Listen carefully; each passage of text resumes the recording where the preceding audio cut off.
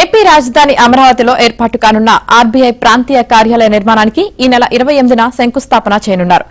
కేంద్ర ఆర్థిక మంత్రి నిర్మలా సీతారామన్ ఈ నెల 28న నేలపాడులో ఆర్బీఐకి కేటాయించిన 3 ఎకరాల స్థలంలో భూమి పూజ చేయనున్నారు. అలాగే మరో 25 జాతీయ, ప్రైవేట్, ప్రభుత్వ రంగ బ్యాంకుల నూతన భవనాలకు ఆమె శంకుస్థాపన చేస్తారు. ఈ మేరకు మంత్రి నిర్మలా సీతారామన్ పర్యటన షెడ్యూల్ విడుదలైంది. వాస్తవానికి గత నెల 28వ తేదీన ఈ శంకుస్థాపన మహోత్సవాన్ని నిర్వహించాలని ఏపీ సీఆర్డీఏ భావించిన మోంతా తుఫాన్ ప్రభావంతో వాయిదా పడింది.